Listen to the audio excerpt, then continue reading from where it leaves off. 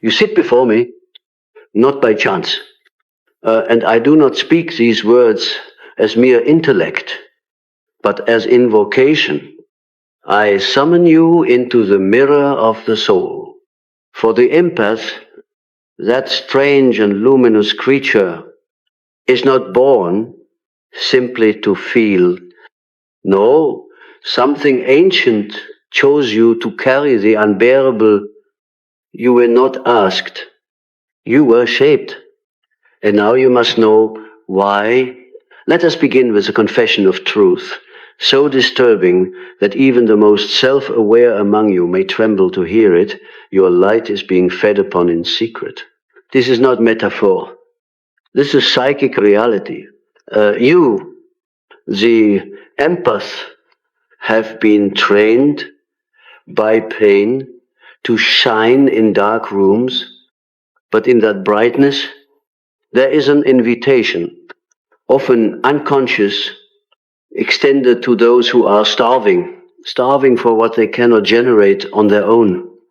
Not every darkness seeks to destroy you, but some, cunning in their hunger, come not to kill the light, but to feed on it endlessly, parasitically, invisibly.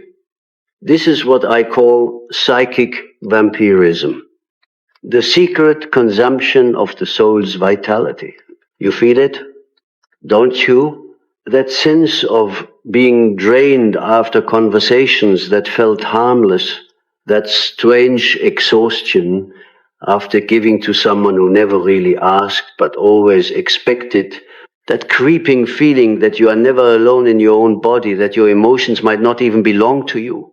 These are not exaggerations of sensitivity. These are not overreactions. These are the whispers of your unconscious trying to tell you something is feeding. Now, let us descend into the symbolic, for in dreams, this truth is often shown more clearly than in waking life. I once treated a woman, an empath, who dreamt that she was a golden bird trapped in a glass dome. Around her circled crows, patient and watching. Every time she sang, the dome cracked slightly, and a crow would drink from the light leaking through the cracks. She awoke weeping, unable to explain why. Do you see it? The empath, in her gift of expression, allows leakage of psychic light. The crow's unconscious archetypes of shadow are not evil, but they are hungry. And the song, her giving, her shining, creates fractures through which the light escapes. The dome is her psychic boundary, or rather her fragile attempt at one empath, often mistake openness for love. But love without form is not divine. It is disillusion when you say yes to everything, when you hold everyone's grief, when you merge without discernment, you become food. And I must tell you, even more dangerously, this feeding is often welcomed by your shadow. Yes, the part of you that believes you must be useful to be lovable, she is complicit. The part of you that grew up in chaos and found meaning in calming others, he is complicit.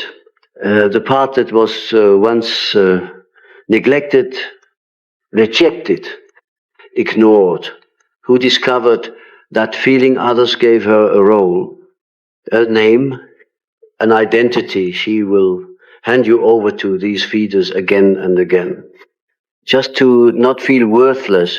This is how the cycle is perpetuated, not through force, but through unconscious agreement. Now let us go deeper still. What is this light I speak of? It is not simply kindness, nor sweetness, nor neighbor goodwill. It is far older than that. It is what I called the numinous, the radiant pulse of the self that longs to be made manifest in the world. When the empath shines authentically, not performatively, what is shining is not just personality. It is the soul's radiant instinct to heal, to unify, and reveal meaning. But herein lies the danger to those without access to their own light. Yours is intoxicating. To the unintegrated, your presence feels like salvation.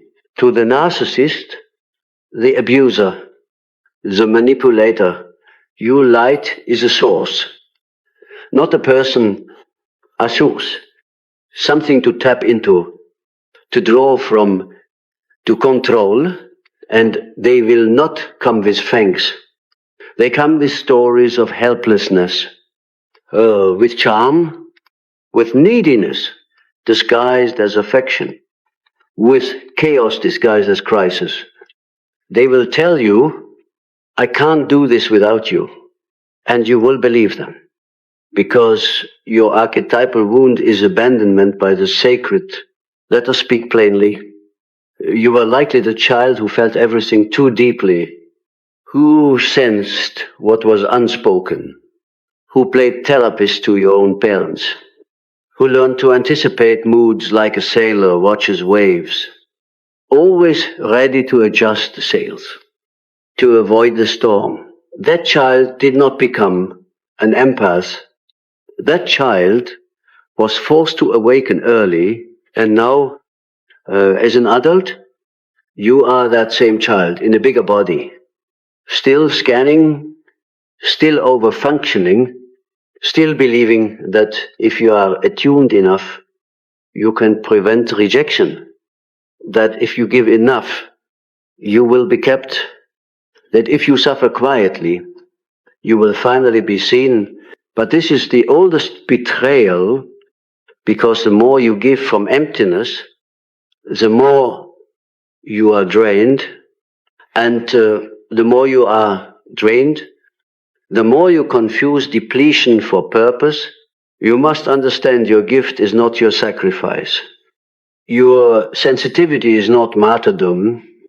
Your intuition is not a leash for others to pull. If you keep giving what no one truly receives, you are not being noble, you are being consumed. And if this frightens you, good. It should, because until you recognize that your light is not an endless fountain, you will keep attracting those who never learned to shine for themselves. You will keep dating the wounded, who only want your empathy but never your truth. You will keep befriending the broken who idolize you until they resent you. You will keep mothering the immature who say you are magic until they drain you dry and blame you for their thirst. And you will call this love, but it is possession. You are being possessed not by demons, no, but by ancient archetypes of unworthiness, Zavierhood, and sacrificial identity that have colonized your psyche like parasites of meaning. You see, the ego of the empath often believes she is above shadow because she feels so much. She thinks she knows more. Because she suffers more, she believes she loves deeper. But this is illusion. The empath's shadow is the need to be needed, even at the cost of being whole. And so you allow yourself to be leached, not because you are weak, but because your identity is intertwined with this very dynamic, it's not their fault alone. The feeders, the users, the takers, they only enter through the doors you leave open. And I say this not to shame you, but to awaken you, because you are not just the light, you are also the guardian of that light. And now the time has come to choose.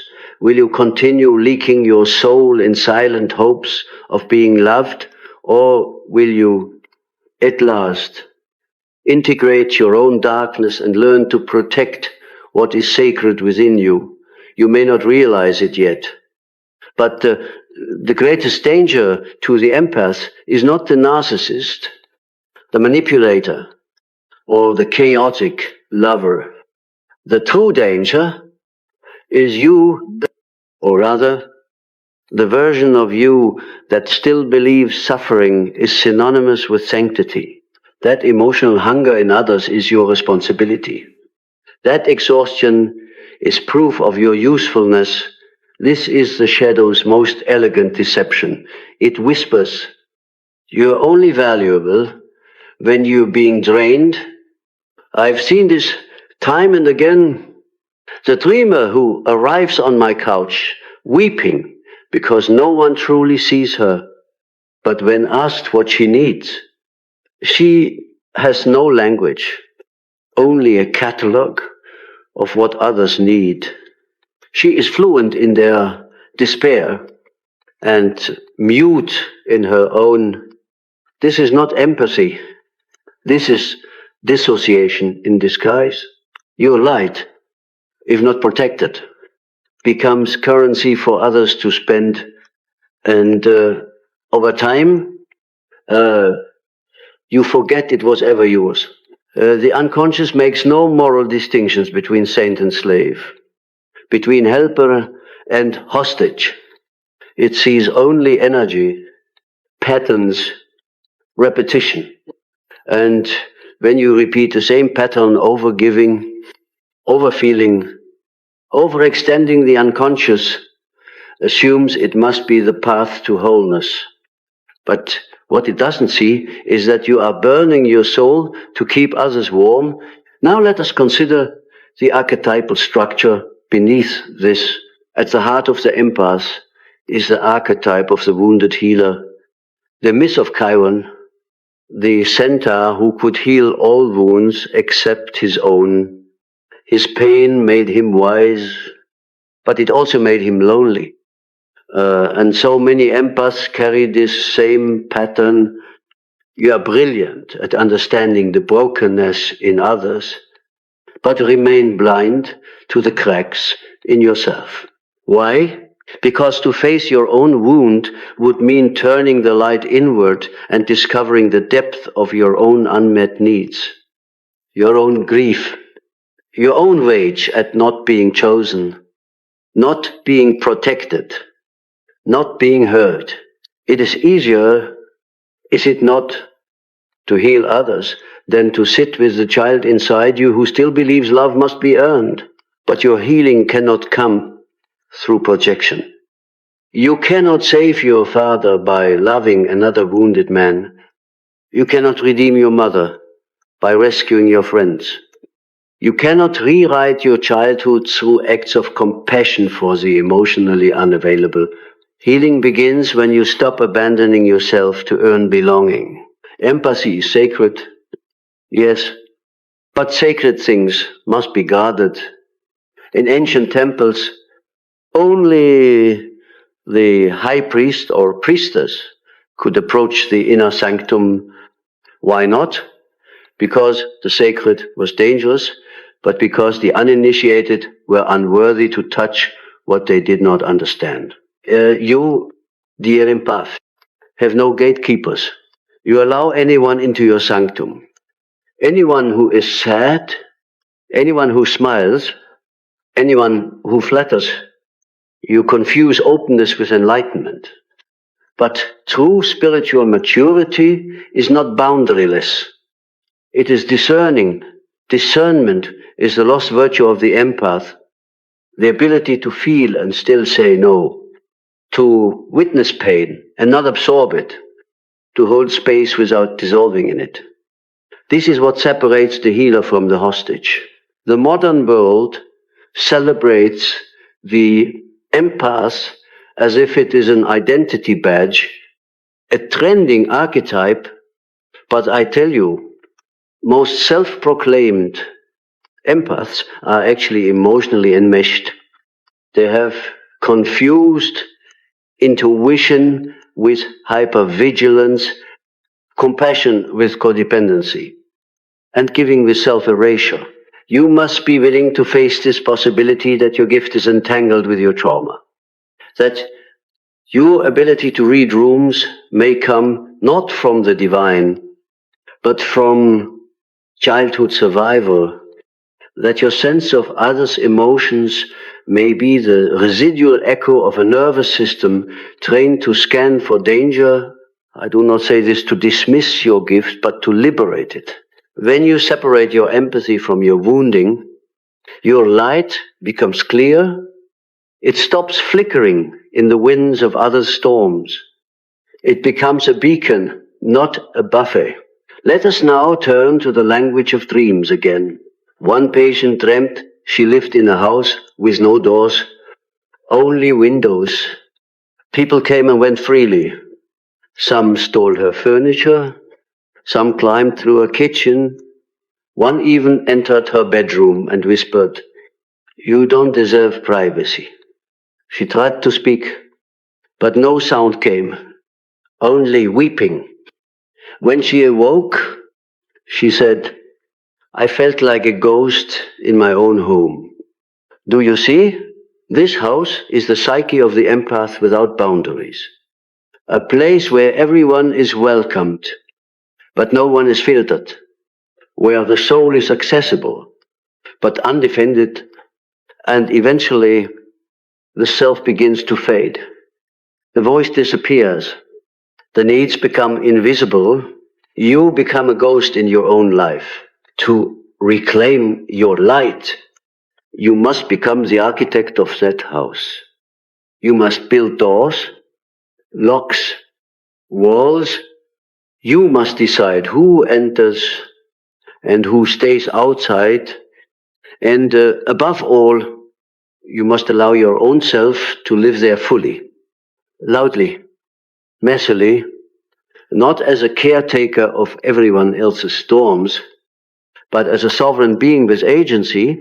There is a sacred paradox here. When you shield your light, it shines more brightly. When you refuse to be drained, you gain the strength to truly serve. When you no longer need to be needed, your gifts become sharper, cleaner, unburdened by martyrdom. Because light, when preserved, becomes revelation. And make no mistake, those who feed upon you will resist this change. They will say you are cold, that you've changed, that you are selfish. They will call you cruel for finally loving yourself. Let them. Their discomfort is not your burden. It is a sign that the power dynamic is shifting. And this is the final warning I give you. If you do not change the pattern will consume you. One day, the empath who never says no wakes up bitter, resentful, unrecognizable. She becomes the very thing she once pitied, closed, cold, hardened, not because she is evil, but because her light was never meant to be endlessly given without renewal. I do not want that future for you. I want you radiant. I want you wise. I want your light to be an offering, not a sacrifice. But first, you must gather the parts of yourself you've scattered in others. The laughter you gave away to make someone feel better, the peace you surrendered to avoid conflict, the dreams you buried to care for someone who never cared for you. Call them back. All of them. You are not a sponge. You are not a mirror. You are not a remedy for anyone's emptiness. You are a soul, and souls were never meant to be consumed. Now you are beginning to see, are you not, that the path of the empath is not only a sacred one, but also a treacherous one. For what is light?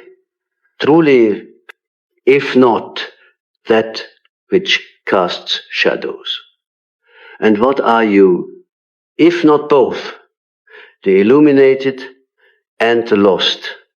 This is not an insult to your gift, it is a reckoning with its cost.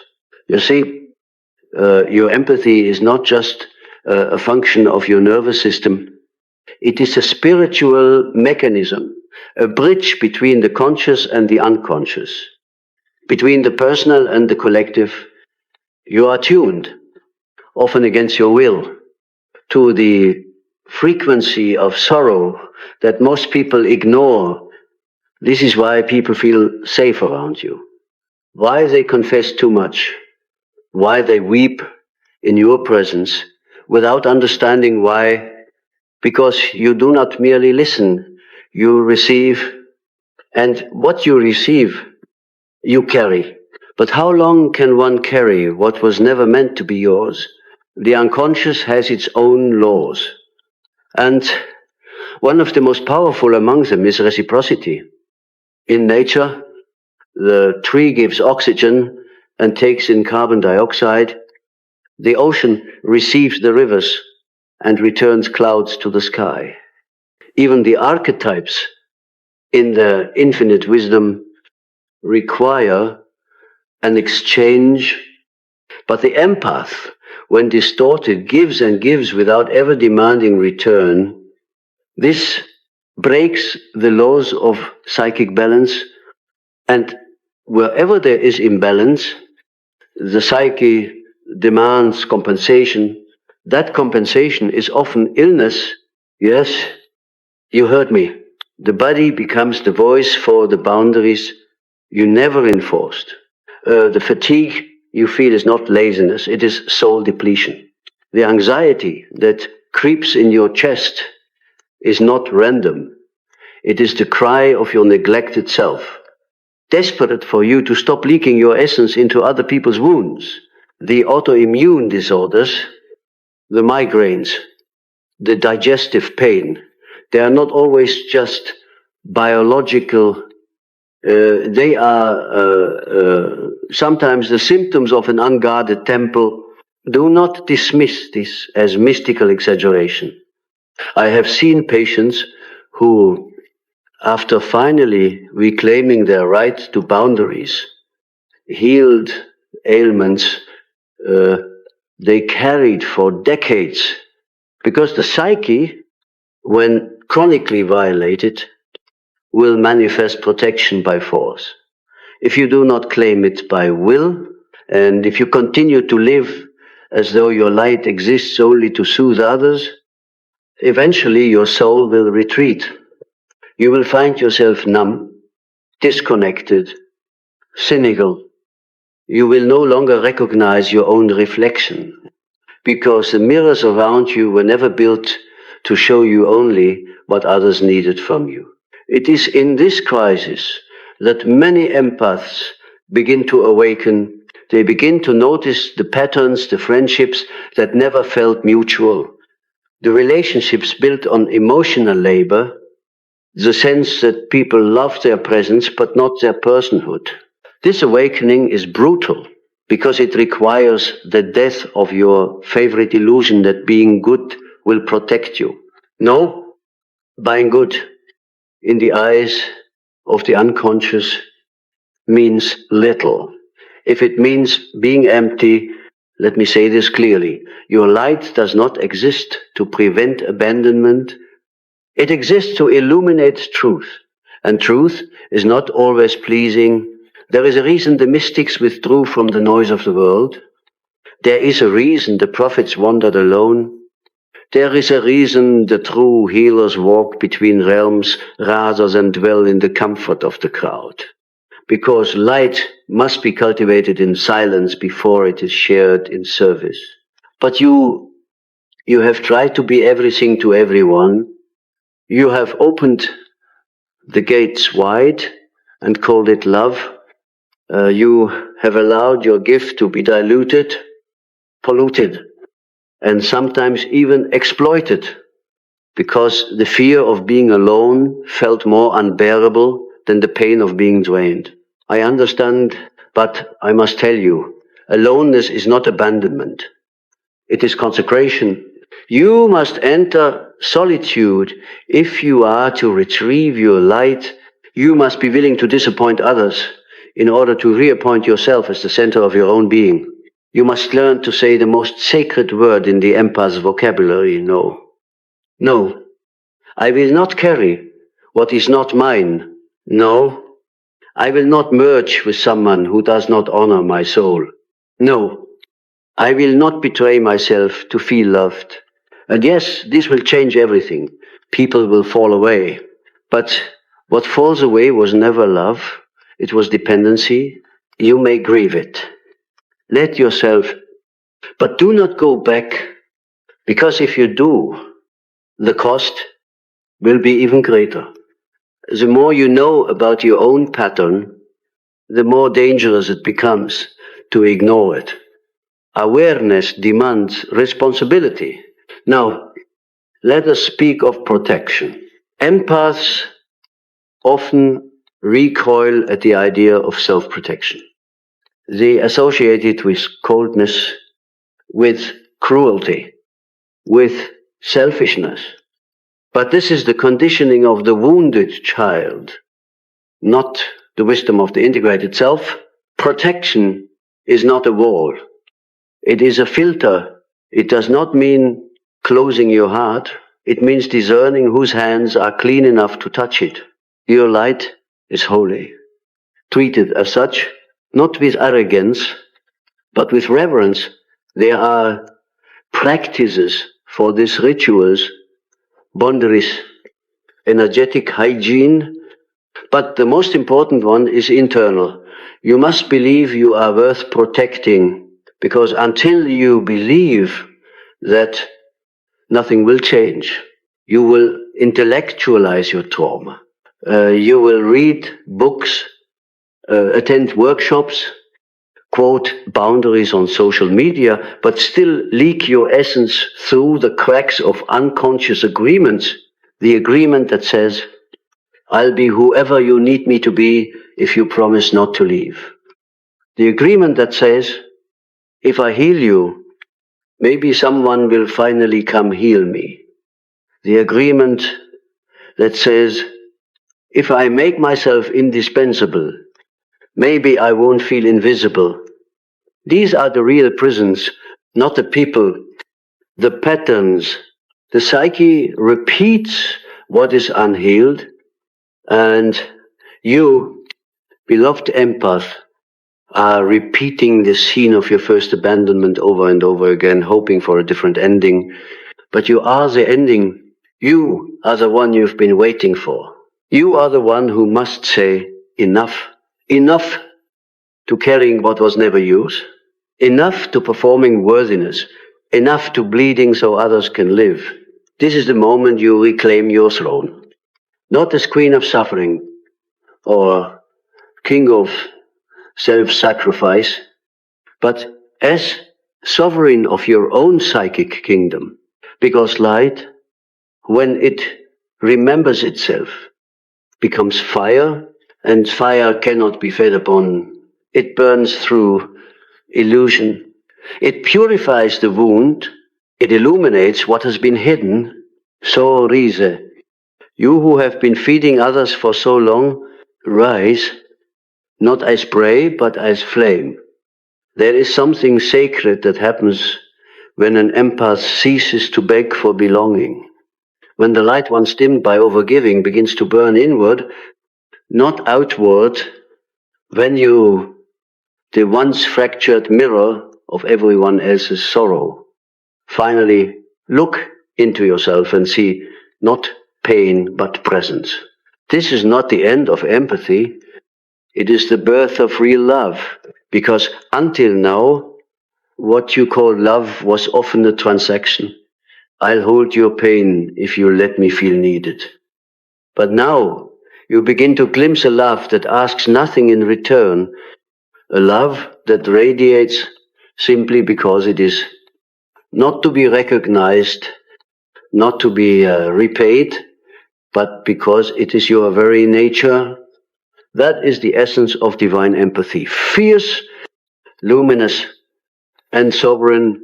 And in this place, something strange happens. The people who once fed on your softness begin to wither in your presence.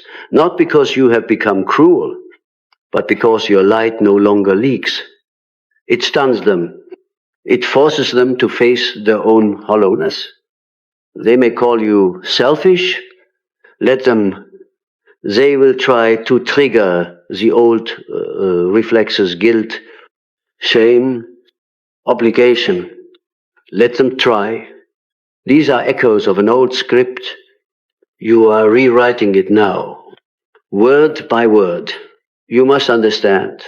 Your empathy is no longer available for codependent contracts, and it is here in this reclamation that the archetype of the wounded healer begins to evolve for the wounded healer when unconscious is a martyr.